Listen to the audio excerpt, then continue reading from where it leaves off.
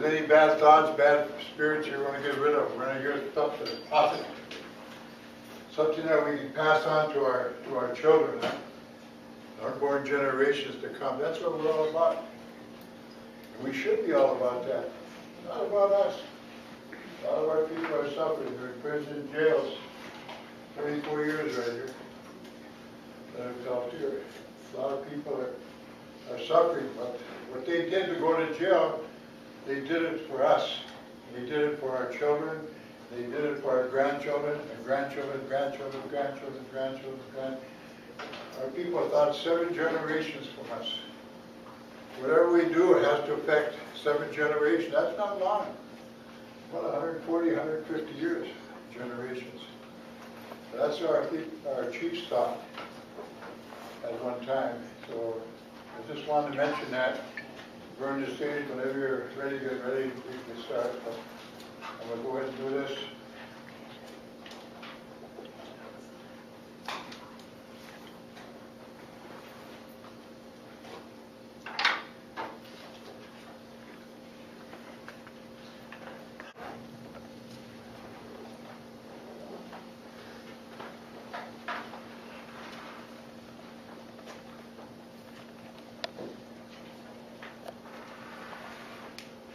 You pull it in. Don't do it on your body. Keep them bad spirits away, bad thoughts. We found out early in life in the movement that after the government started looking at us, 2 years later had us listed number 3 to get rid of. That we had pets for us all the time. My name is An Pham. I'm a member of the Committee to Stop FBI Repression, which is the other co-sponsor of this event. I'm also one of the people that was raided by the FBI almost 2 years ago. And I'm going to be your MC for the day, and hopefully you won't have to hear from me very much. As I said earlier, the little white Post-it notes that I pass around, if people want to grab that. If you have questions while the speakers are speaking, because I'm very excited about the lineup of speakers that we have here, we want to try and keep things rolling. So if you have questions, please write them up. We'll have a time for speakers after everybody is done. And then it'll be followed by a town hall, and there's already on your table, there's at least one resolution. There's a couple of other statements and flyers that we're going to ask people to present and talk about. But as this event is happening, if things come up that you think is important to you, that should be important to us, please, feel free to participate, because this is what it is. It's a town hall. We wanted this to be a participatory thing and not just us talking at you. And without further ado, I want to introduce Jess Sundin, who's also a member of the CSFR. She's just going to do a couple of introductory remarks for this event.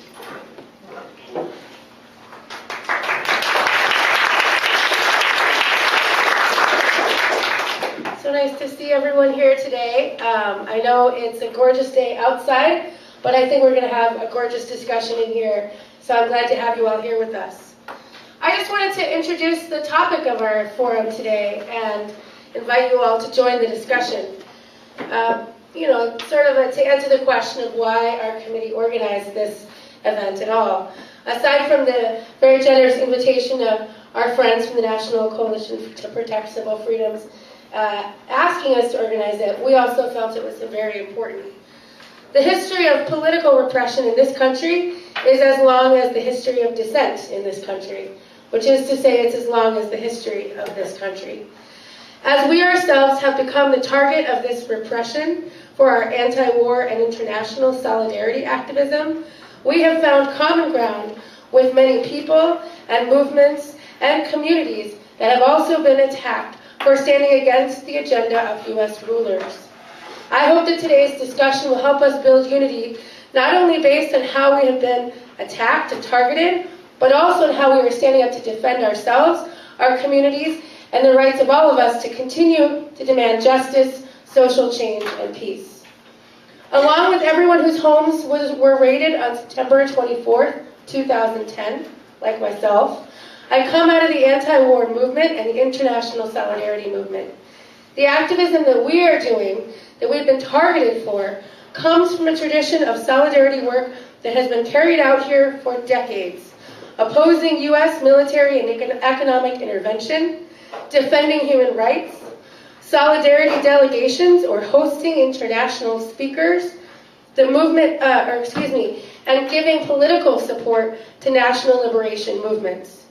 The movements in solidarity with Latin America, the movement against apartheid in South Africa, and support for the Irish Republican movement are just a few examples of this history. After these decades of internationalism, today there are new laws that criminalize solidarity work. The attack on us is based on a relatively new legal framework which redefines solidarity work as support for terrorism. This attack on us demonstrates how defending dissent, topic of our discussion today, is important political work in and of itself, and it's critical to making sure that we can do any political work at all. This is true not only for those of us doing international solidarity work. We can't build any kind of people's movement if we fail to defend our people when they're under attack, or if we allow ourselves to be silenced by the fear that these attacks can inspire. Their laws, their investigations, and the cases they bring against us are all designed to limit the right to dissent and to narrow the political space that we have to do any of our very important work. We're trying hard to turn the attack on us into the opposite of that. Not only to stand behind the work that we've done, but using our defense work to continue to build the movements that we've come out of. I am hopeful that we can share some of our experiences and pass on our lessons that we've gained in just these couple of years, and I have a few that I want to focus on for today. First, I'll cut right to the chase, the role of undercover FBI and police agents. As many of you know, a woman who called herself Karen Sullivan spent 2 years in the anti-war committee, claiming to be committed to the work that we were doing, claiming that she was one of us. In fact, she spent those 2 years spying on us and using the anti-war committee to allow her to spy on our allies and coalition partners, not only here in the Twin Cities, but across the country. Everything she ever said to us was a lie. Lies that we began to understand only after the coordinated raids on our homes and offices carried out by some 70 FBI agents from 6 different FBI field offices across the country in September of 2010. It was on the words of this liar, Karen Sullivan, that our homes and our lives were turned upside down. Last month, many of us were in Chicago to protest the NATO summit, the meeting of the generals of the global 1%. How many people were at those demonstrations? How many people saw the news of those demonstrations? Okay, so I think everyone knows what I'm talking about. We were just beginning to understand, we're just now beginning to understand the role of undercover agents in the outrageous terrorism charges that are being brought against several of the young people who went to Chicago to protest the NATO generals. None of us know what those young people did or did not say to the agents who posed as their friends and comrades. That said, we have every reason to believe that this will be another case of undercover agents manufacturing crimes, luring innocent people into their plots, and then catching the innocent, thus saving Chicagoans from the terrible crimes planned by the police themselves. That's what I believe happened in Chicago. And there are now almost half a dozen people, we'll be talking a bit about it later, who are on serious terrorism charges in Chicago, still in jail because their bail is set, some of them at $1.5 million, if you can imagine, because undercover agents tried to lure them into plots that they themselves invented. We should call this tactic what it is, entrapment, and it ought to be against the law. Instead, it is the law of the land that we live in. We live in a time when we can't just say what we think. An unfair boss at work, I could just kill that guy. A bridge where you always get caught in rush hour, someone should just blow that thing up. A few comments like that, and an undercover with a plan, and you could be set up on your own prison term for faked up terrorism charges. So I guess the lessons here would be that we have to be really sure who our friends are. And if they're talking a lot of trouble, we should really question whether that person is a friend at all. Now our homes were raided almost 2 years ago, and no one's been called to a grand jury in a year and a half. And you may wonder, is the case against us just going away? I wish that were the case, but I'm afraid not. The grand jury, like those undercover agents, operates in secret, in the shadows, just like cockroaches. Our strategy from day one has been to shine a very bright light on those cockroaches and try to get them to scurry away. We want the world to know what they're doing. We've stood by our activism and our friends and told the world that what they're doing to us is wrong. I believe that the outpouring of support that we have received from across the country and even across the world is the reason that not one of us was compelled to testify before that grand jury after we first refused. You may know they have the legal option to imprison us simply for refusing to testify against ourselves and our friends. Knowing that we could be jailed for that, we refused anyway. But because they knew we wouldn't go quietly, we wouldn't slip into the shadows with them, I think that held them off. And that said, the investigation hasn't stopped. Earlier this week, FBI agents visited one of our colleagues in North Carolina, attempting to question her about us, and specifically about work in solidarity with Colombia, including international solidarity delegations. They are still working to build a case against myself and the other 23 activists who first became targeted, as far as we knew, on September 24th of 2010. Not only are they working to imprison us, but maybe they're working to see how many of our friends and associates they can pull into the case as well. Which brings me to my next lesson that I think is very important. What do you do if an FBI agent knocks on your door? Do you invite them in? No. Do you say, let's stand on the porch and talk? No. You don't talk. You guys already know this lesson. The most important thing you can do, the most important choice you can make is not to talk to them. Don't be polite. Don't try to be smart and figure out what they want. Just try to get rid of them as fast as you can.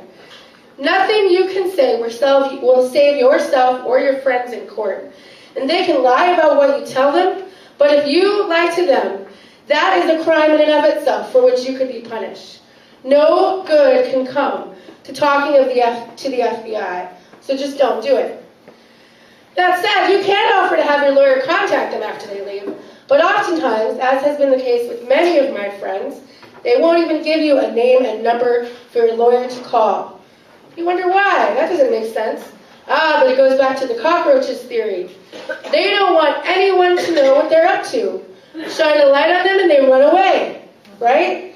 And so that's the second thing you need to do when the FBI calls you is get out your flashlight and shine a light on it. Tell everyone what is happening. You can write about it in Fight Back News. Tell the people in the political groups that you work with. Tell your community and your friends, and use your story as a chance to remind others never to talk to the FBI. The last speaker on our panel will be Carlos Montes, and I think his story points to the final lessons that I want to share with you today.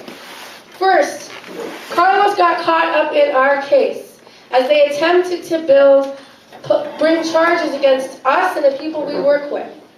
Now, unable to bring direct charges against any of us so far, they went through a back door. They cooked up a bogus case against him, going after a story from 42 years ago, and claiming that that was the basis of an arrest now. They are using their powers to go after an ever-expanding circle of our friends and our associates. It's very dangerous when they begin to target any of us. Really and truly, they're targeting all of us, everyone we ever worked with, that we ever met, and that we ever knew. That is why we have to rise to the very important task of defending those who are under attack. And so even though I know it's going to be mentioned more than once today, I want to ask all of you to join us for a protest on his trial date, June 20th, which is a Wednesday, at 4:30 at the Federal Building in Minneapolis. You've got a quarter sheet in front of you to help you remember. You can call the District Attorney in Los Angeles if you haven't already, or even if you have, call him on Monday, Steve Cooley, tell him to drop the charges, but also make plans to come and stand with us and stand up and shine a light on the case against Carlos Montes and demand that the charges be dropped. I just want to close by saying it's an honor to share the stage today, not only with Carlos virtually, but also with Clyde and all of our other speakers. Now more than ever, we have to unite and fight for our right to dissent. Thank you for all of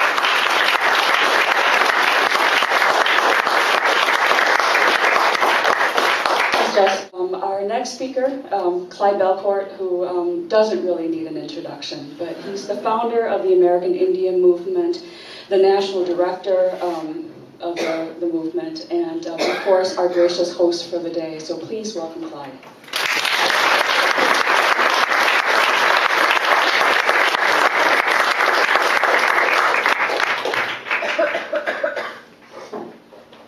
I have to use this? Can you hear me? Yes.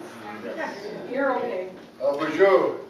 Nigan Nawewidan, Indigenous Kazo, Sishan, Ode Anishinaabe, Gichida, Three Fire Society, gathered in the Sacred Pipes, Sundance, American Indian Movement. My spirit name is Nigan Nawewidan, which simply means the thunder before the storm. And I like that a lot better than Clyde. I'm a member of the Crane clan of the great Anishinaabe nation. And I'm also the head dancer for the Three Fire Society, Ugichida, warrior. And I'm very honored that you would come here and utilize our building here this afternoon. I want to give you just a little bit of history here about this building you're in. I was one of the founders and national directors of the American Indian Movement, which was founded in July 28, 1968. We felt that absolutely nothing was being done to upgrade the conditions that Indian people are forced to live under here in their own country. Nothing was being taught in the public and parochial school system of America about Indian people. And very little is taught today. Nothing was said about the contributions. Medical science, for instance, doctors have stated they haven't come up with a medicine yet that Indian people didn't have, use, and practice. And they said that 4 years ago I was down at a place called Teotihuacan in Mexico, where I heard for years Sundances, people that would come up and Sundance with us up here, would tell me that they found evidence that Indian people were actually practicing brain surgery while the Spaniards were still living in caves over Europe. I saw that. I saw that with my very eyes. Little pinholes in the skull that were 5, 10, 20 years apart. We were able to go in and extract the pressures and poisons. And they were doing that while the Spaniards were living in caves over in Europe. They had running water that came into this. This is the oldest city known.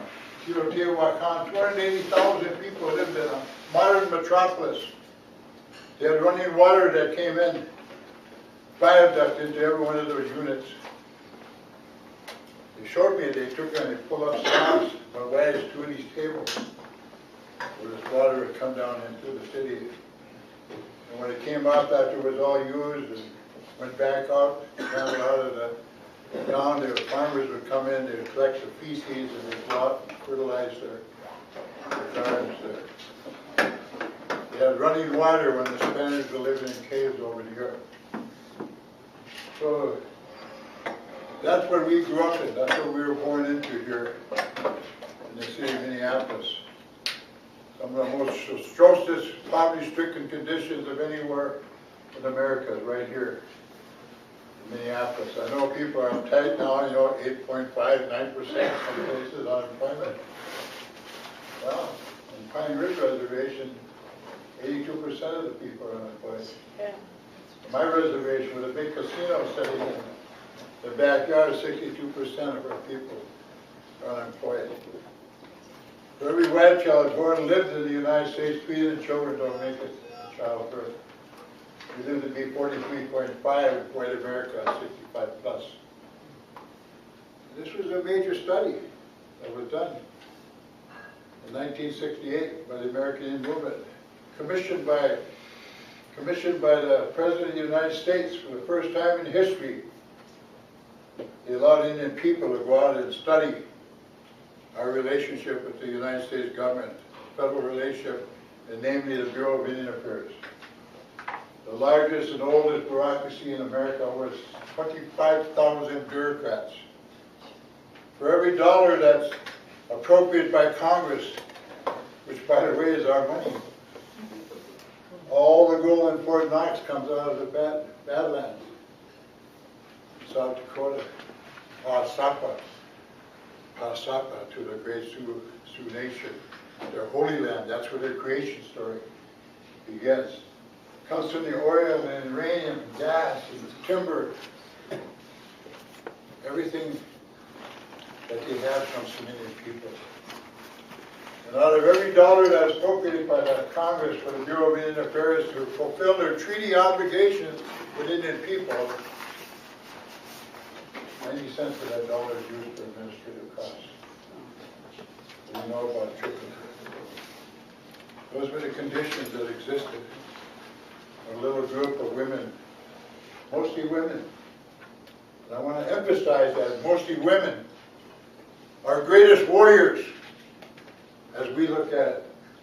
I was just elected to be their spokesperson, to go out and do the work, to knock the doors down when they wouldn't listen to our knock, to knock a little bit louder, they don't hear you, you knock it down, and you go in, but you got to have it together. You got to know exactly what you want, what changes. So here in the American Indian Movement, the only thing we hear about in the media, they like to talk about Wounded Knee, demonstrations outside, football, baseball stadiums. They don't hear about the American Indian Opportunities Industrialization Center.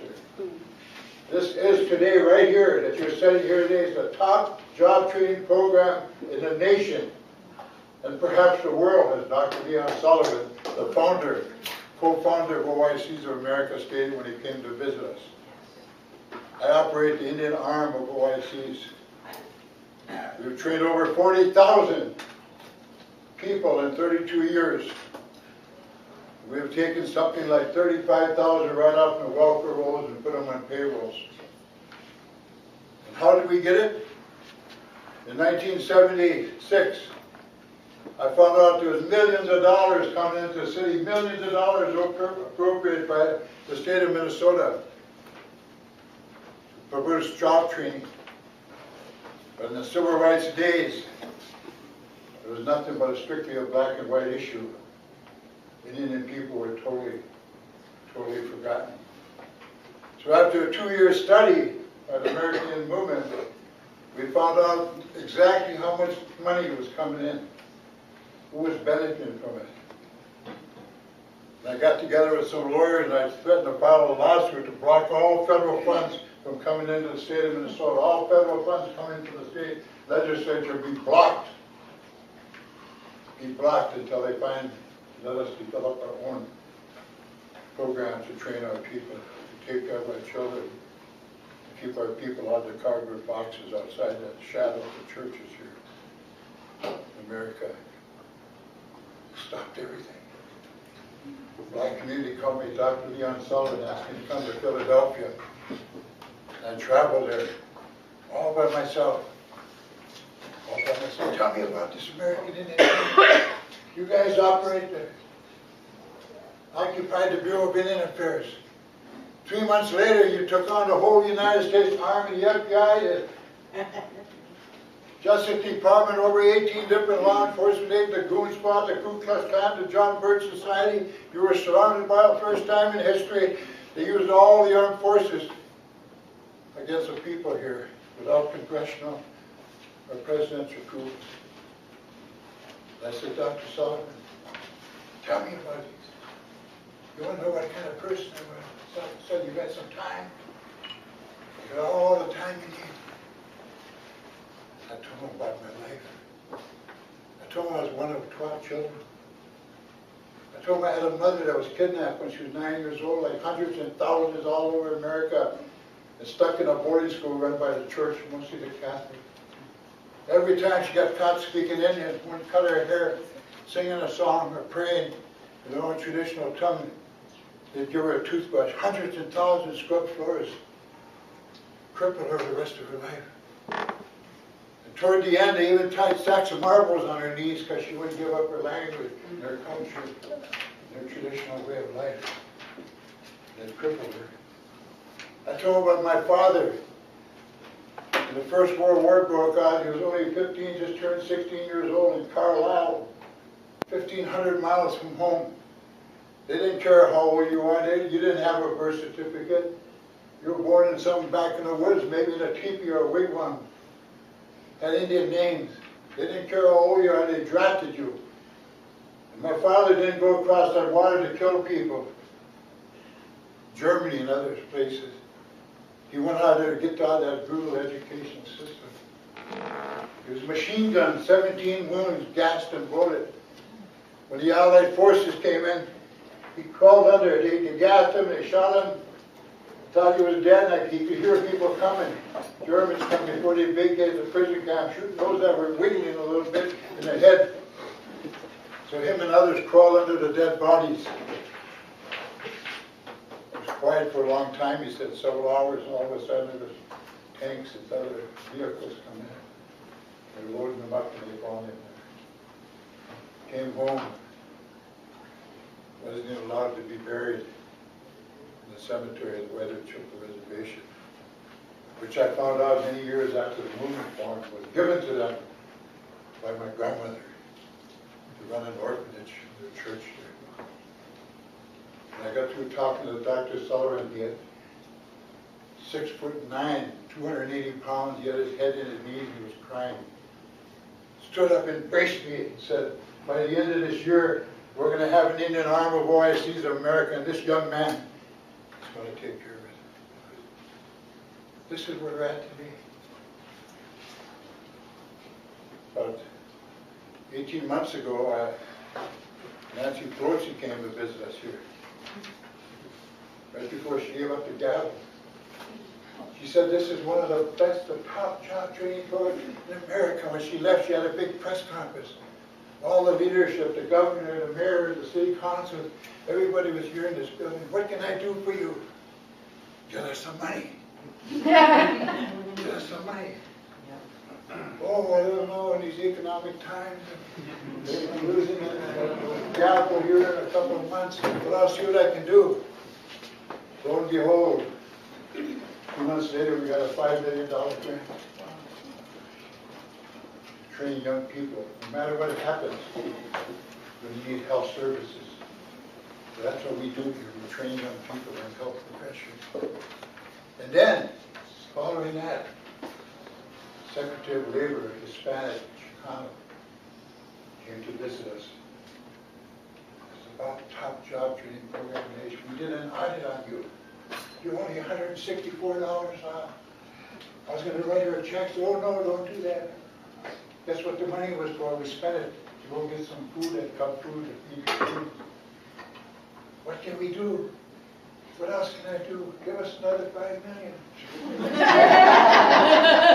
Here we go, a month and a half later, we train people in the computer industry for their health. All your records are going to be on the computer today, and they're not prepared for it. That's what we do here. That's what we do here. Boy, that Clyde Belfady condemns the federal government, condemns the FBI, condemns the FBI, went to wounded knee, took up arm, all this stuff. But he sure loves the money. Chuckles me, because I tell him, you know what I tell him? It's our money. It's our money. Oh, I'll go to Fort Knox, it's ours. And I said, we just want you to get it back. So I want to give you that. I wanted to give you that. When we opened up the center, I said, I want this doors open on the evenings and on weekends and whenever, so they could come in and have ceremonies and dances and feasts and political issues to be taught. Training can go on here all the time. So I welcome you. I welcome you here. It's an honor. It's an honor to have you. You're here. I know why you're here. I've been part of that. We put the government on trial for 9.5 months in 1974. They were trying to convict us, trying to put you away for 300 years plus 2 life sentences. So we know all about governmental misconduct. We know all about illegal use of military, illegal search and seizure, infiltration, disruption. We had federal agents right inside of Wounded Knee with us. Indians. People are nodding that they had their hair black, put headbands on, feathers in their hair. Got in there, exposed every single one of them. All the charges, sure enough, 9.5 months later, the judge threw out all the charges. He said the rivers of justice have been muddied in my courtroom for 9.5 months, and I refuse to allow it to go any further. He threw everything out. So I want to welcome you here. You don't have to put up any more posters. You got all the time in the world. Believe me. You got all the time in the world, because we're going to sit down and deliberate something that's very important to each and every one of you and to your children. So don't try to put a cap on somebody. If they got something important to say, let them say it. And if it takes another hour, 2 hours to get a decision made, make it. Don't go out of here and go home and say, oh, I wish I would have said this, I wish I would have asked this question. That's where we don't operate that way in the Indian community. We had meetings that lasted 3 or 4 o'clock in the morning. When we made our decision, to go to Wounded Knee or go to Washington, D.C., maybe occupy the Bureau of Indian, go down, knock the city council door down, talk to the mayor, confront the police when they're handcuffing our people with light poles here in 1968 because they didn't have room in a squad car. We went down and dealt with it. And we were put on that hit list. That bad J. Edgar Hoover's hit list. We were number 3. You know why? 75% of all the energy resources left in America is still in our land. 90% of all the fresh water left in this northern watershed is in our land. That's why it's important. We have to put a stop, not just to the oppression and governmental misconduct, but to continued theft. If you don't do it, you're going to be the new Indians.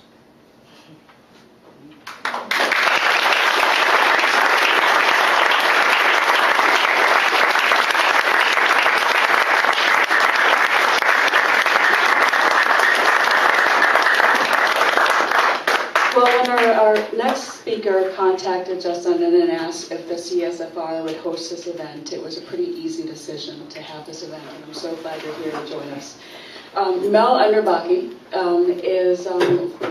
came here from out of town, and she is the director of the Educational Committee of the National Coalition to Protect Civil Freedoms, as well as the director of Friends for Human Rights. Please welcome Mel.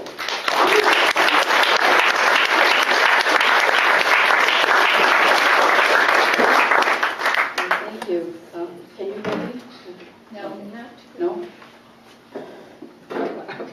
We talk louder. I want to thank you all for coming. I'm very happy to be here. I want to thank our hosts for having us and our organizers for organizing this. And I'm glad to see so many different groups represented because I think we do all need to work together. We're all threatened by the same things now. And I'm going to say Friends of Human Rights began in Tampa and around the case of Samuel Arian, which you may have heard of and may have even seen this documentary. And I'm going to show you just a 5-minute summary of his case, and then I'll tell you what happened. It's not over yet. This is taken from clips from an award-winning documentary, USA versus Al Arian, which has been shown around the country. It might have been shown here, I don't know. And this was filmed by Lena Halverson from Norway, and I think what I'm so happy about is it got caught on film. It's a case that's happened, similar things that are happening all over the country. This case, the trial ended in 2005, and before the trial began, he spent 2.5 years in solitary confinement in prison. And in 2005, he was released on his house arrest, and he's still confined, still in house arrest, can't go anywhere. And if you have questions about this too, he's a longtime friend and colleague of mine, and I was at the trial every day, so I know all about it. If you have any questions, I want to tell you about a few other cases. Like I said, this is just the tip of the iceberg, but it got caught on film. And a lot of people call these preemptive prosecutions. I like to call them crime-free prosecutions. And in thought crimes, and people talked about manufactured charges here. And I first became exposed to it. Did you see that okay? Okay. Mazenel Najjar was Sammy's brother-in-law. He spent 3.5 years in solitary confinement on secret evidence and no charges, as they were trying to get him to say something about Sammy. Okay, when the judge finally looked at the evidence, she ordered him released, and then after that, he was deported. Okay, and there were 4 defendants in Sammy's case. One of them actually did go free. Samia Hamoude was acquitted on every charge. He spent another 6 months in an immigration facility, and then he was deported along with his family. And Hatem Faris also was found not guilty of terrorism. He spent 3.5 years in the communications management unit, which I'll say a little bit more later. About them more later. But he is back in Tampa now. He's released, and this picture was taken in Tampa. Okay, one of Sammy's lawyers went on to this case. He was also a university professor from Howard University. He was acquitted of terrorism by the jury, and then they came back at him with obstruction of justice charges, I believe. He's convicted and enhanced sentencing for a terrorism case. He got 11 years, and he's in a CMU now. Okay, Sammy's other lawyer, Linda Marino, went on to the Holy Land case, and the Holy Land Foundation was the largest Muslim charity in the country. There were 5 defendants in this case. One of them did was perform at a banquet. He was a musician. And this is Ghassan Alashi. He was, this one, oh, much better. Okay. Okay, he was, one of the charges they gave money to hospitals in Palestine. He was convicted of giving money to hospitals in Palestine and sentenced to 65 years. And he's in a communications management unit. This is his family. And his son Omar, they were partying one time, he ran to give him a hug. That's against the rules. Mr. Alashi wasn't allowed any contact at all with his family for 1.5 years because of that.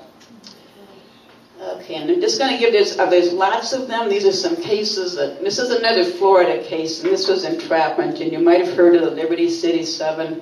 And they were going to blow up the Sears Tower. Okay, what they really were, they had a community service organization in Miami. They didn't have money, and an informant came and offered them money. And so they just talked to him, and he recorded them. And so they all got charged, and it actually took 3 trials before they got convictions. And the first one, Lamoran, the one at the top, he was acquitted in the first trial, but was not allowed to go free. He spent about 2 years, I believe, in an immigration facility. And he was finally deported, even though he was a 20-year resident in this country. All his kids were here. And shortly after he was deported, his 15-year-old son was killed in a car accident, and he was not allowed to come back for the funeral. And the other was one other acquittal, and the rest of those men are in prison today. Another example of the kind of thing that's happening is Fahad Hashmi had allowed a friend to stay in his apartment in England, and their friend stored some raincoats and some waterproof socks, and he allegedly, for 2 weeks he was there, allegedly this friend gave those things to Al-Qaeda members. And so because of this association, Fahad spent about 3.5 years in very, very harsh solitary confinement, Bradley Manning type conditions before the trial came up. And then he reached a plea agreement hoping to improve his situation. But he got 15 years, and he's in the same conditions in the Supermax in Colorado now. Okay. And Shifa Siddiqui, again, he was captured overseas, tortured, brought back and tried. And one of the concerns that I've read about that the government had was he took pictures of landmarks in Washington, D.C. when he was traveling there. And so he got convicted, and he is, I believe he's in a SHU, which is a special housing unit now. He was in a CMU for a while. But he's in solitary confinement now. Yeah.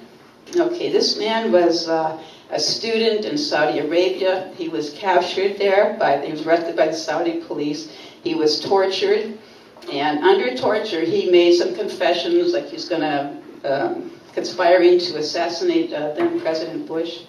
And this, he was brought back to this country and tried. The fact that he was tortured wasn't allowed, and that confession was what convicted him. And he's sentenced to life. He's in the Supermax prison in Florence, Colorado, which is like an underground, never see the lights. He's solitary confinement all the time and very restricted contact with anybody. Okay, and the latest case, one of the latest cases we're concerned about, and Ziad Jaggi and Omar Hassan, both of them didn't do anything. This is the North Carolina case that you may have read about, and from what I have seen, what they wanted was for him to incriminate somebody. They're going after the Boyds, the Boyd family, and they wanted him to talk. And he would not lie about people, and so he's sentenced to 32 years in prison. And he has been in solitary. He was sentenced in January. He's been in prison before, and he still is, and still in solitary.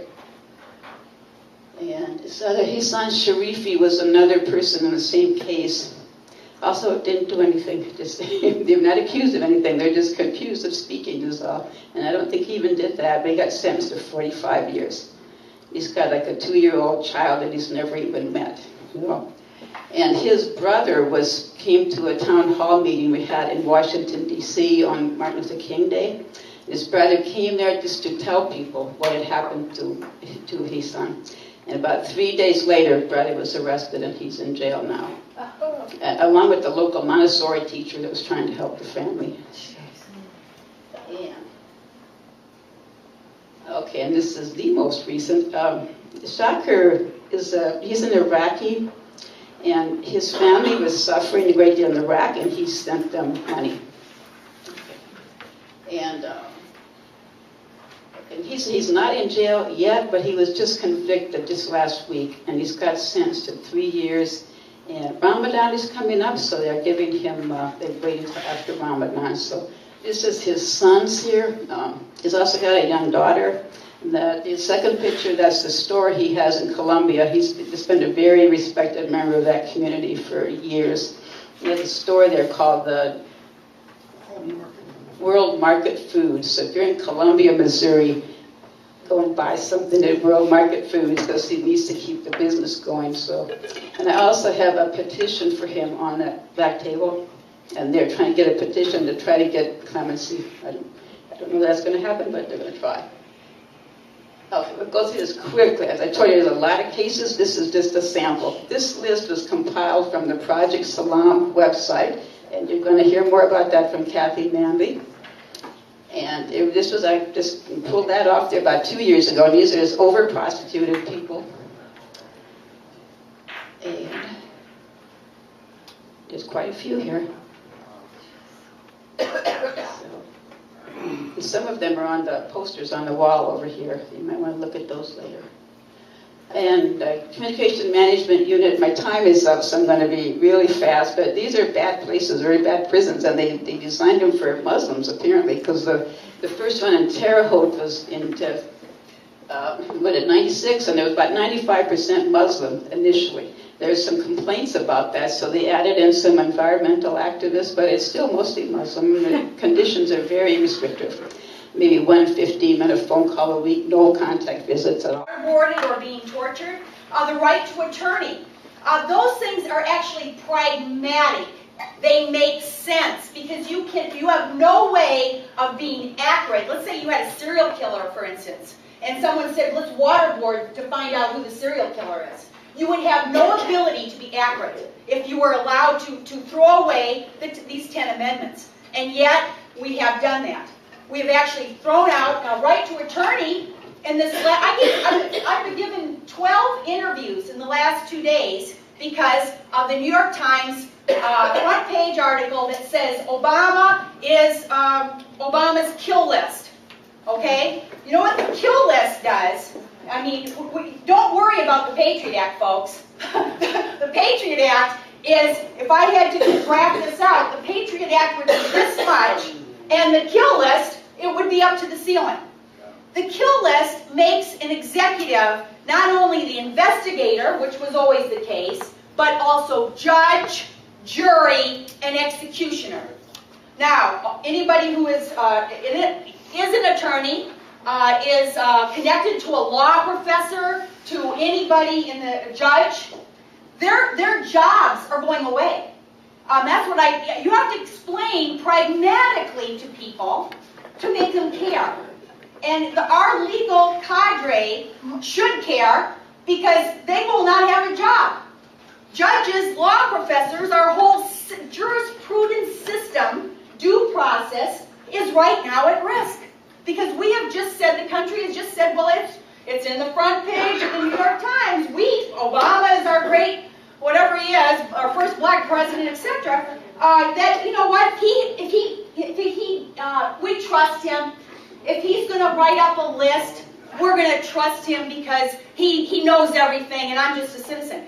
The problem is more now than just the politicians, just top secret America. There's 854,000 people in top secret America with top secret clearances. Bradley Manning didn't even, he was way down the list. He had no top secret clearance. There is nearly 1 million CIA, FBI, and they are all earning a lot of money from our taxes. Our taxes are going, I think it's somewhere in the average of $80, $90, $100,000 per each one of these 854,000. Now, if you were in that system, you would be like the fish in the water. I can swear to everybody here, I know people, I worked for 24 years, I have known the liberal, the conservative, all these different mentalities. If you were in that system, you would be like a fish in water. All of your job incentives are flowing in one direction, and that is to participate in this top secret America. And when the laws go away, the Attorney General guidelines that grew up as a result of abuses in the 60s, there were strict guidelines actually, and they were from the fact that J. Edgar Hoover had allowed agents to infiltrate all of your civil society groups. The National Lawyers Guild, even feminist groups were infiltrated. Everyone knows the story about Martin Luther King. Well, when these were learned by the public, there was a reaction, and they put rather strict guidelines. After 9/11, the guidelines are no longer there. So, of course, you have this infiltration, and in a way, it's a security theater. Because now the people are scared out of their minds because of, we get fear and hate mongered all the time. And as long as you think that these things are happening on another group, okay, so initially the Muslims were the targets because, it can look like this is not happening to us. So if the Muslims are, arrested and whatever, prosecuted, nobody in the United States much cares because it's not them. Now over time, and of course with the raids here locally, everybody said, oh my gosh, this is now reaching into, dissenting groups. And there's been environmentalists, there's been the anti-fracking committee. This has gone so bad that in the lead up to the Republican National Convention, when we were speaking down in the Northfield Library room, there were about 35, 40, mostly senior citizens. I had gone with Sarah Martin because she was speaking about the march on the RNC. I was speaking about our peace picnic in Harriet Island. There was a vet for peace, and there was like one more. So there were 5 speakers, 35 people. And in the back row, I wasn't paying attention, but there was a guy ducking. And so I'm looking around to see who's ducking behind the back row. And he was ducking behind a woman, and his name was Richard Grealis. He was part of the Joint Terrorism Task Force. And then his partner was there too. And I think there was a third. So in this little group in the Northfield Library, listening to Peace Island picnic talk, there were 3 of the 35 had come in there. And of course, there's a longer story about Richard Grealis. It turns out that he actually learned something. He actually now has written an anti-war op-ed since he retired. So it actually was a good thing. It was a teaching moment for him. And actually, he thought it was stupid, the spying. Many of the people, I will say this, besides the fish in the water, and you have to collect your paycheck, you got to get your kids through college, but besides that, there are many decent people in government who cannot believe what's going on.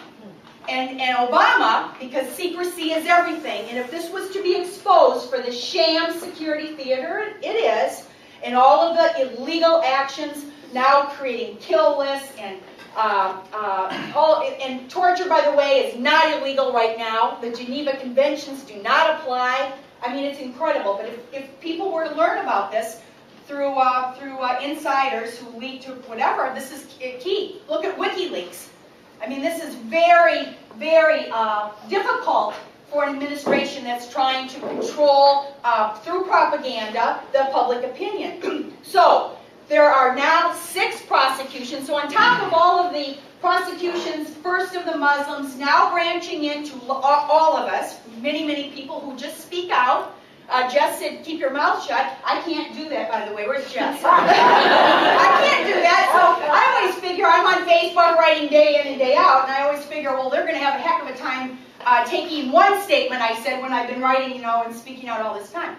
But, what's happening now is Obama he's got 6 prosecutions of government insiders. That is double what all of history has.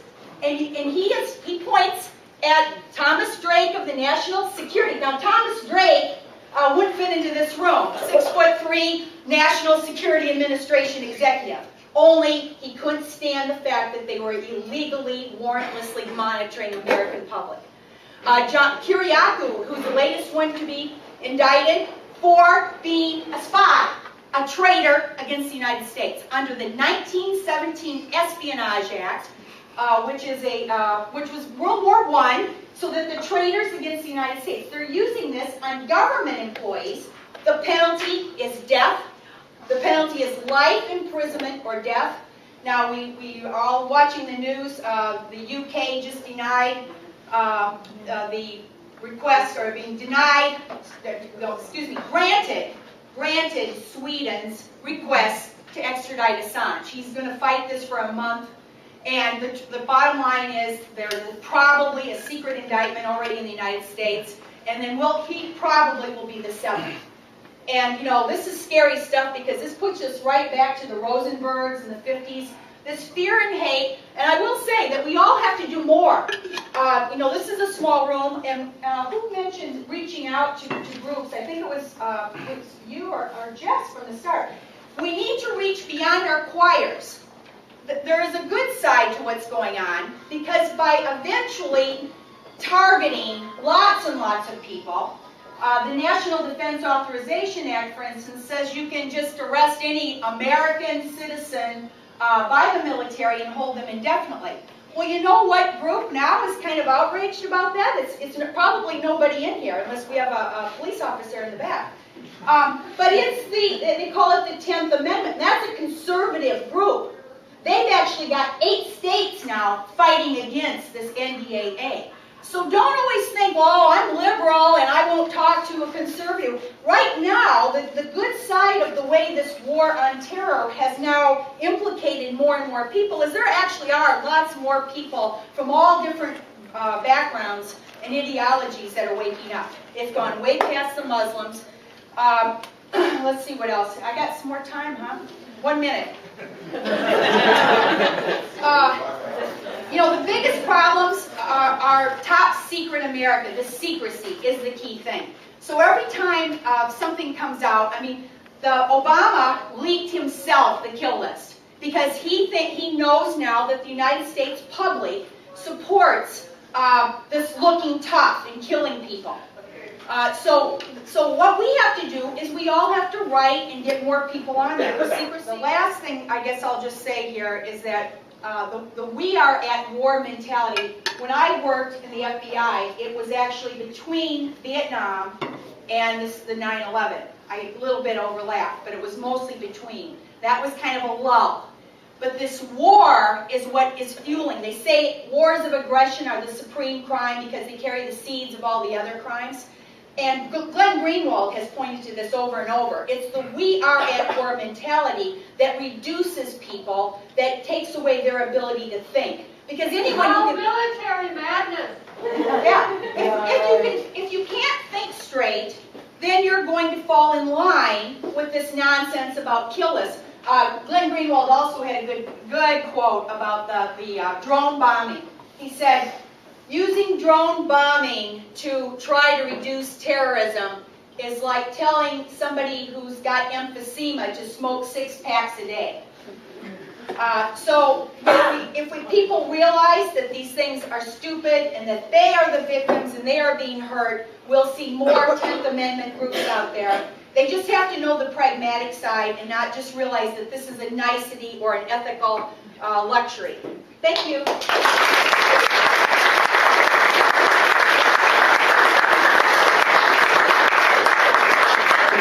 Okay. Our last speaker of the day is Kathy Manley. She is the co-director of the legal committee for the National Coalition to Protect Civil Freedoms. I'm sorry, I'm going to remember this one of these days. And also a member of Project Salon.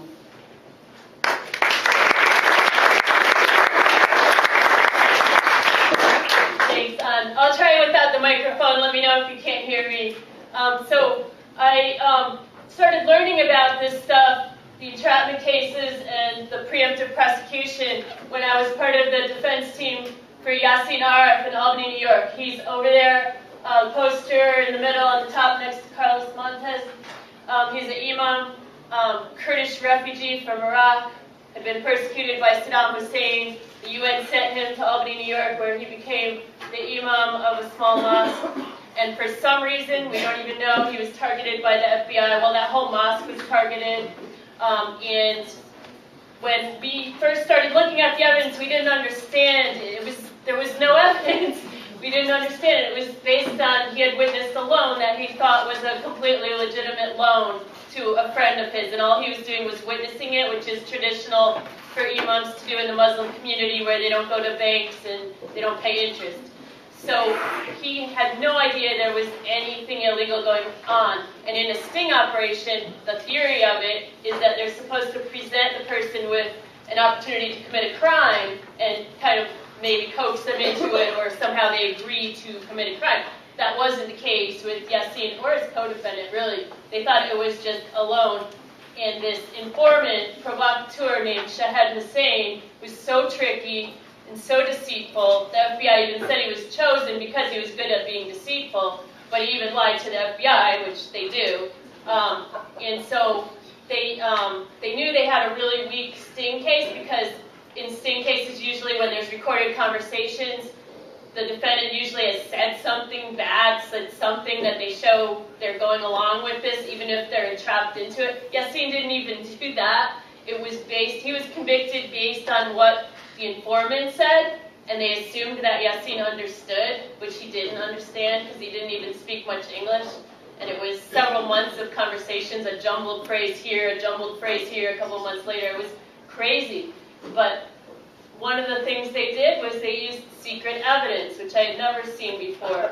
So early on, the government said, we want to lock Yassin up before trial, probably keep him in solitary confinement, because he's a terrorist commander. We found his name in this notebook in Iraq where we bombed people, and we're saying they're terrorists now, and his name was there, and it said the word commander next to it. And we said, really? Give us that page so we can check out that translation. And when we got that page, the government wrote a letter saying, oh, sorry, there was a little mistranslation. It's not even an Arabic word. It doesn't mean commander. It's the Kurdish word for Mr. or brother, a respectful term, and the most common word in the Kurdish language. So then after that, he got out on bail for a while. And then they invoked the Classified Information Procedures Act. Then my boss, who was the lead trial attorney, I mainly do appeals, Terry Kinlan, he had to go through this intensive background check to get a security clearance to be able to look at this secret evidence, which was being presented to the judge already. And he finally got that security clearance and still didn't get to see any of that evidence. They said it wasn't material and helpful to the defense under their way of looking at it. So the judge got to see all this stuff. We don't know what it was. It was probably along the lines of the commander mistranslation. And we still don't know what it was. We've got a little bit of a clue recently that they thought he was somebody else who was an Al-Qaeda member, and now they know it's not him because that person got killed. but that's just recently. This is going way back to 2004. They were presenting all this secret evidence, and even the guy with the security clearance didn't get to see it. The jury didn't get to see it, but because of the secret evidence, the judge told the jury, oh, don't worry why they targeted him. The government had good reasons, good and valid reasons for targeting your client. Or, that should be reversible error in any normal case. But as Colleen was saying, there's no rule of law, not with these cases. And it spreads more and more. The more we don't stop it, the more it spreads, as we've been seeing lately. So, one of the things I wanted to go back to what Mel said about the Holy Land Foundation cases, the preemptive prosecution, where it's like they target certain people and they go after them in any way they can. In Yassine's case, they did this crazy sting operation. In the Holy Land case, they charged them with material support for terrorism. And that's in 2010, the Supreme Court said that you can be convicted of material support for terrorism, even if what you're doing is completely peaceful, even if you're writing an op-ed, saying that there should be negotiations between this group and that group, even if, you're helping groups to work their differences out in a peaceful way. So what they did in the Holy Land Foundation was, as Mel said, help build schools and hospitals in Gaza. And what the government said was, well, no, none of this money is going to Hamas, none of this money is going to any violence, but what it's doing is it's enhancing the prestige of Hamas. And therefore, that's material support to terrorism, because Hamas is a designated terrorist organization, even though they won the election and they're controlling Gaza. It's insane. And that's what the people like Jess and the other people in the Twin Cities that were subpoenaed and that are facing the grand jury investigation, they're looking at trying to build a material support for terrorism case against them too. So it's spreading. And as far as one of the main things I wanted to talk about was the provocateurs and informants, because the guy that was used in Yassine Aref's case, Shahed Hussein, he went by the name Malik in our case, and we thought, well, we probably won't be hearing from him again because he was just trying to keep from being deported back to Pakistan where he faced a murder charge, and he had committed fraud at the motor vehicles department, and he was facing a whole bunch of felonies, and those went away. So that's probably why he did it, and he won't keep doing it. Well, lo and behold, we found out that he had moved down the Hudson River a little way to the small, economically depressed town of Newburgh, New York, and he was used there in another really crazy sting operation to set up 4 very down-and-out Muslim converts who none of them even had a driver's license. One was schizophrenic and homeless. They were still doing drugs. They were trying to sell drugs with Shahed Hussein. And he said he totally entrapped them, especially James Cromedy, who was mainly the only one he dealt with. Shahed Hussein was sent into the mosque down there for a year by the FBI and was told to find some Muslims to target. They didn't even have anybody they were targeting. They just sent him into this mosque, a fishing expedition. And he couldn't find anybody there. As a matter of fact, the people there didn't like him. They didn't even want him in the mosque. So he was reduced to hanging around the parking lot, which is where he finally ran into James Cromedy, who didn't go to the mosque a lot either. And they started trying to con each other. Basically, Cromedy was trying to con him for money, which he said, oh, I got lots of money, I can set you up, I'll get you a Mercedes, like my 3 Mercedes, I'll set you up in a barber shop, all this stuff. And they started talking about this plot, and it was a pretty bad-sounding plot to bomb a synagogue and blow up airplanes, but I don't even think any of them seriously wanted to have anything to do with it. They just were trying to get money out of this guy, Shahed Hussein, who was trying to con them for the FBI. And at one point, Cromedy didn't even want anything to do with Shahed Hussein, and he avoided him, wouldn't take his calls. And finally, Shahed Hussein gets Cromedy on the phone, and says, listen, brother, I promised you $250,000. The guy that doesn't have $10 to his name. You don't want it? And so, of course, Cromedy said, oh, okay, I'm in, right? And yet, somehow, that wasn't entrapment. The jury, I mean, that is classic entrapment, the definition of entrapment. There is no entrapment defense if that isn't entrapment. And yet, the jury was so afraid at the idea that these guys would have been willing to do this after this whole process that they convicted them and they got sentenced to 25 years. And so then, oh, and also we wanted to get a picture of this guy. Once we realized they were still using him, we wanted to get his picture out there to try to warn people, because clearly they like using him. And we had a picture that we got from the Newberg case, but it wasn't that great of a picture, and the judge had said, oh, you can't use it, you have to blur it, like you told everybody in the courtroom. And so we were like, well, should we use it? Yeah, we're going to use it, we're going to give it to Democracy Now!, they're going to run it. But luckily, there was a New York Times photographer who saw him in a cafe across the street from the courthouse one day after trial, just sitting there. So he took this great picture of him, put it in the New York Times. I was like, yes, that's even better. So his picture's out there, and it's, you know, if you Google Shahid Hussein on the internet, you'll see a bunch of pictures of him. And then we thought, well, are they still going to use him now that his picture was in the New York Times? I don't know. So we didn't know. We hadn't heard anything. And then a few months ago, Project Salam, we got an email from this guy named Khalifa Al-Akili, who's a Muslim in Pittsburgh, New York. And he said, I wanted to let you know that there's been these guys that have been bothering me, and I think they're FBI. They've been talking about jihad and all this stuff, even though I don't want anything to do with them. They keep bugging me.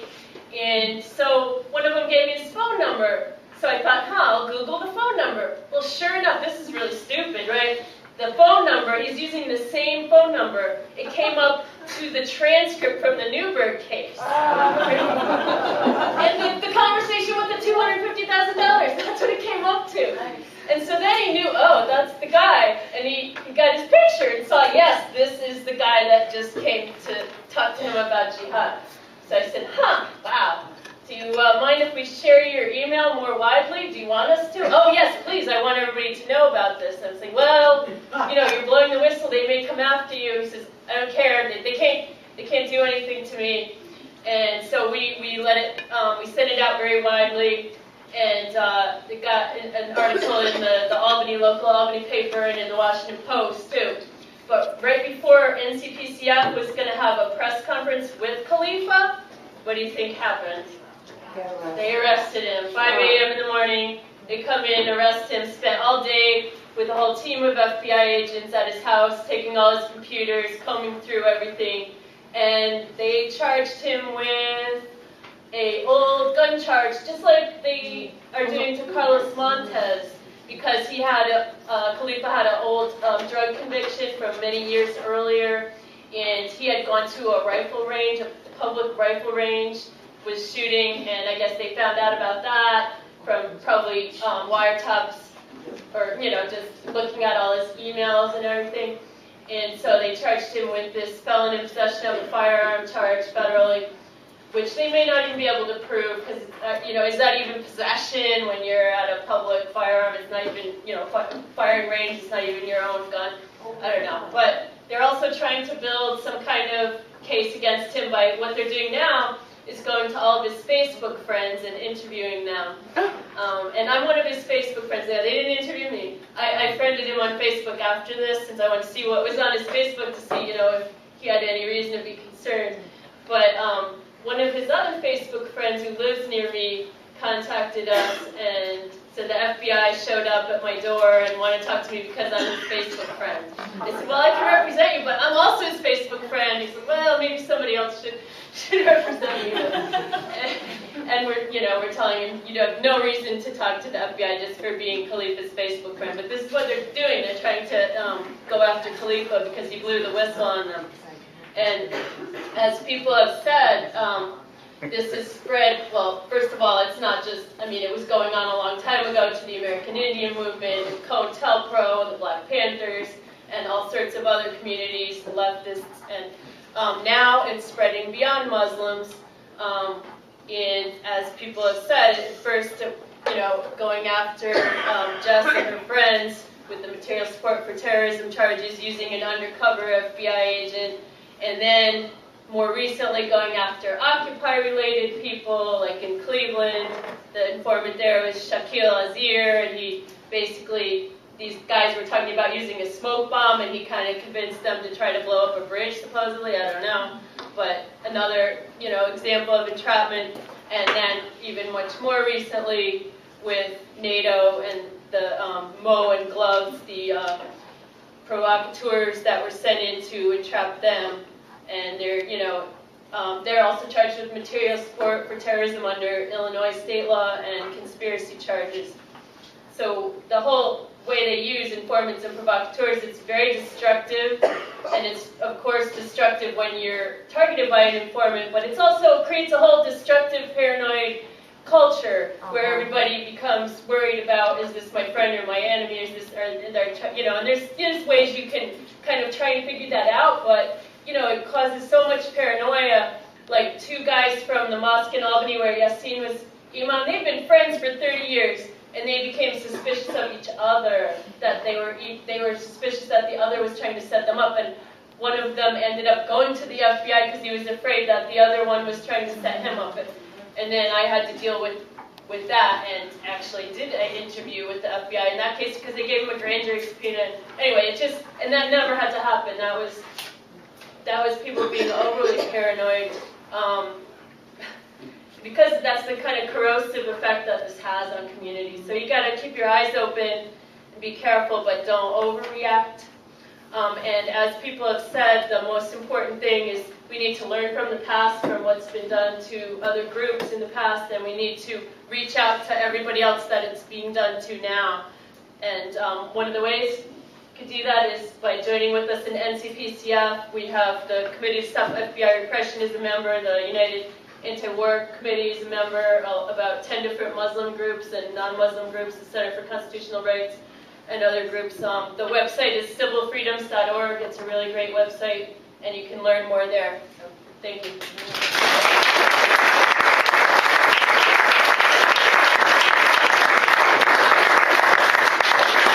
Okay, I misspoke, but our last speaker, Carlos, is going to be speaking from us from Los Angeles via Skype, and we're just going to make sure everything is set up.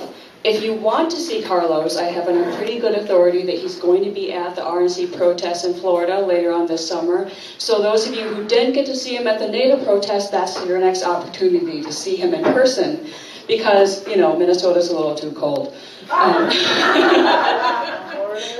Check, sound checks. I see check or say mic check. Mic check. If I say mic check, then you'll be repeating everything I say. Now I can see the banners. I don't see the audience though. Okay. Okay, can you hear me? Okay, I can hear you good. Okay, I guess I'm on, right? First of all, I want to say hello to everyone. Okay, here we go. See the audience, kind of dark. I want to send hello and solidarity greetings to everyone out there, all the way from occupied LA, California, Aztlan. And it's great to see you out there, all the way across, this continent here.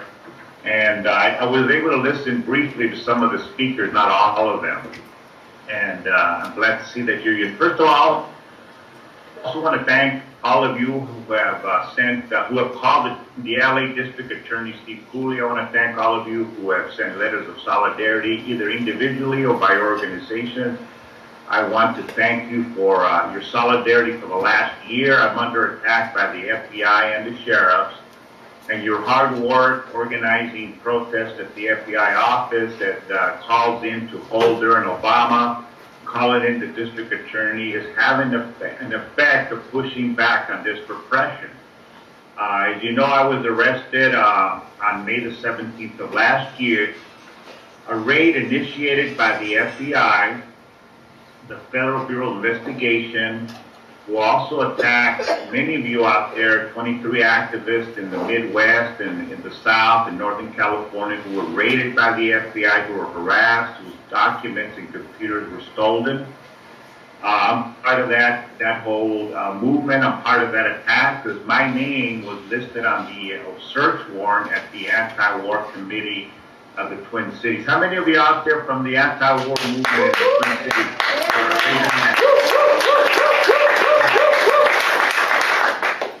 Okay, how many of the labor movement? Yeah. The student movement. How about people from the 60s and the 70s that are still fighting? All right, I knew my generation would be there.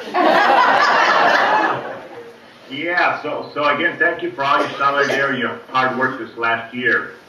And as I indicated, my name was on the search warrant that was executed at the anti-war committee because I was with you at the march on the Republican convention to denounce the warmongers Bush McCain. I was there for the whole 4 or 5 days, almost got arrested.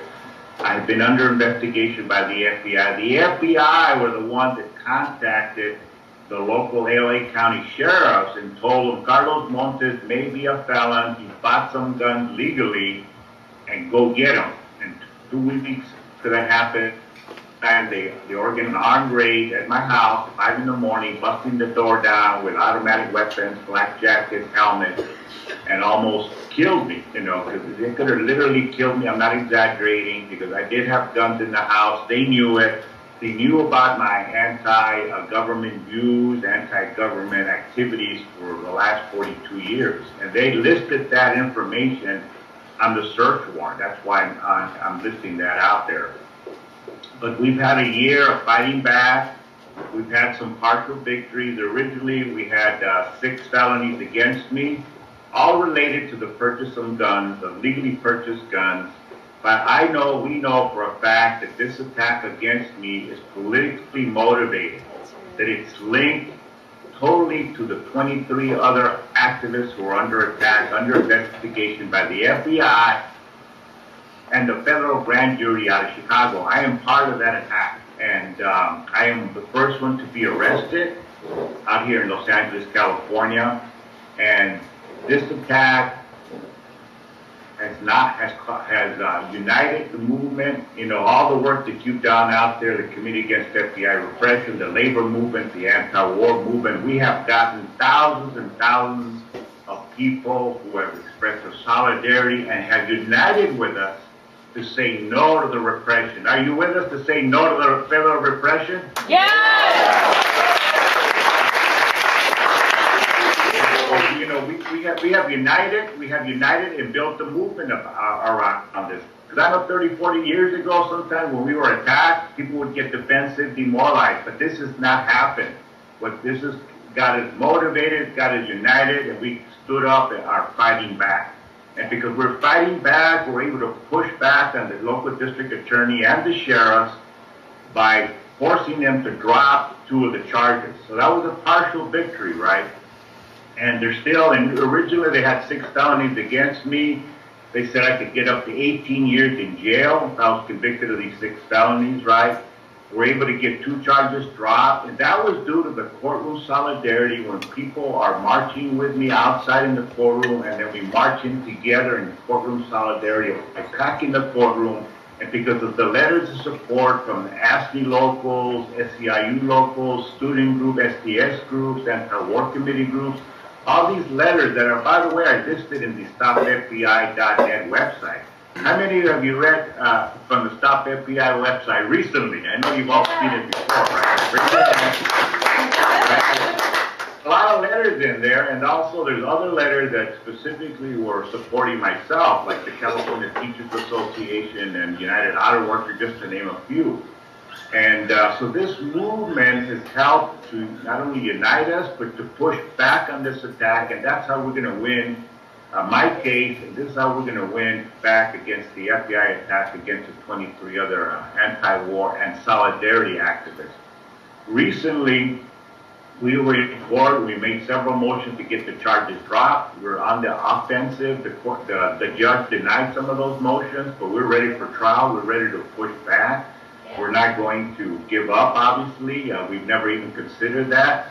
We're going to keep fighting. And the thing I wanted to point out is that not only why am I participated with you in the anti-war action, I was there in Chicago a couple of weeks ago. How many of you were in Chicago? It was exhilarating to see over 15,000 people from all walks of life marching together in solidarity saying no to NATO, no to the warmongers, and having the rally, the kickoff rally. It was such a great rally with a variety of speakers from all the movements of the world, from the Palestinian movement, the people, the labor movement, the student movement, the gay movement, undocumented work. I mean, I could list them all. And of course, the movement of the struggle in the Philippines were there, right? And it was very exhilarating to be there marching in the street with you all, and then watching and listening to the veterans condemning the wars and returning their medals and literally throwing their medals and expressing solidarity with us as anti-war activists, but as solidarity activists. Because the message that came out in denouncing the NATO warmongers, that we, as people here in the United States, as working people, as working class people, as poor working class people, are in unity, are in solidarity with people who are fighting for democracy and sovereignty and self-determination throughout the world. And I just want to specifically point out the struggle of the Palestinian people today, because that is very key and foremost in our mind and our heart. And that message came out loud and clear at the NATO protest, that we are in solidarity with people throughout the world who just want to be free. And many of us from the 60s and 70s, myself, I learned that from the struggle of the Vietnamese people. The Vietnamese people wanted to be free. The United States government had invaded and occupied the country, and the people, the working people in Vietnam denied it to throw out U.S. empire. And that's where I became politicized, and when I came to realize that this is not just a peace movement, but it's a movement to support people throughout the world that are really fighting for freedom. And that's why I'm under attack, because I denounce warmongers, but I am in solidarity with people. And I'm being investigated for what? In the 60s and 70s, they called us what? They called us what? Troublemakers, right? Outside adjective. Now what do they call us? Terrorists. Terrorists, right. They're always trying to use the boogie, the scare tactics, right? They call us terrorists. And I'll tell you a little funny story. When I organized parents at a local high school to maintain a public education against privatization, and when they heard last year that Carlos Montes is being investigated by the FBI for being a terrorist, they just kind of laughed, and they said in Spanish, Carlos no es terrorista, es un activista, they said, Carlos is not a terrorist, he's an activist. We know he's always protesting for immigrant rights, for education, and against the war. So no, I think that, that the people that I talk to every day and work with and organize realize that the U.S. government is using a scare tactic of the terrorist threat. They used it for many years, and people now in this country are not falling for it. Some people are concerned, what happens to Twin Towers, etc. But I think people are tired of the FBI, the federal government, using the scare tactics to intimidate people, and now to attack on us because we're in solidarity with the oppressed people of the world. So, working class, poor working class, Chicano mothers, immigrants who don't have papers, who don't have a high income, don't have high education, can laugh off the government attack, saying we are not a terrorist, we are activists, we are not criminals, we are fighting for freedom here at home and supporting the struggles of freedom throughout the world. I wanted to go ahead and wrap it up because I know you've been there for quite a while. I don't know if you want me to add anything, whoever's moderating there.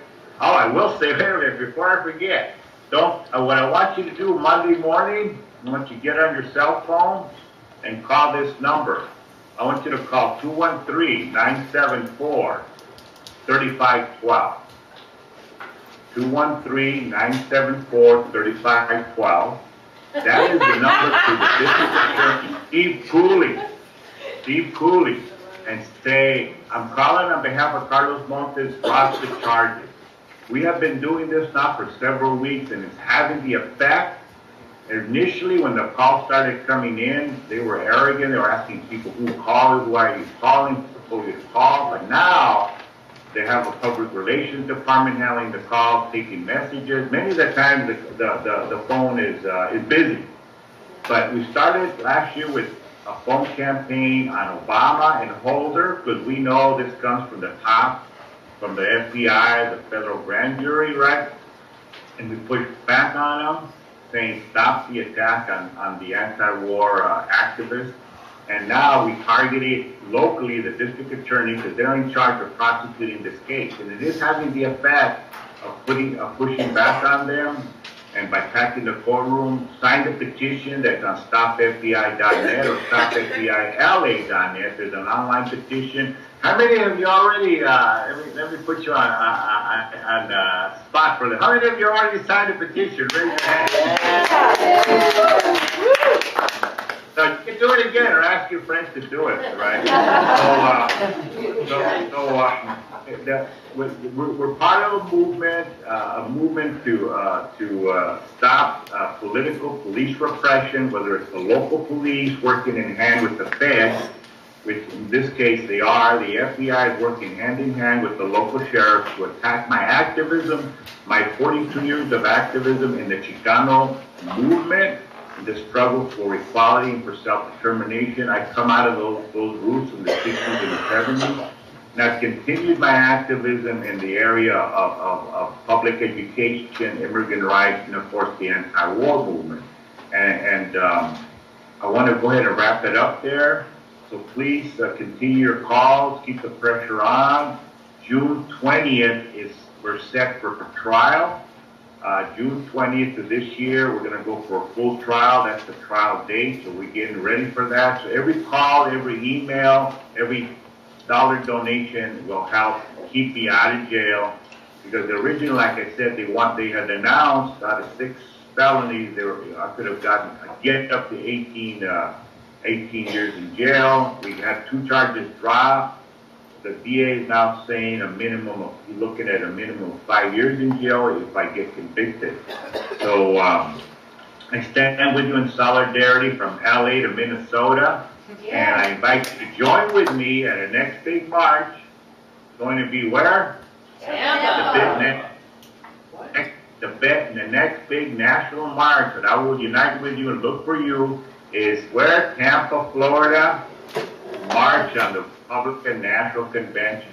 Because they thought that by attacking them, we were going to do it again. They were totally wrong, right? They didn't know who they were messing with. They were messing with rank and file organizers, right?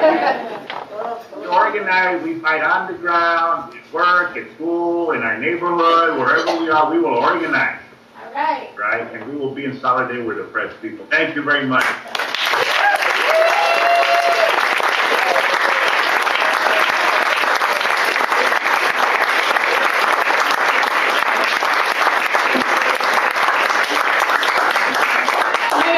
Give both Carlos and our speakers one more round of applause.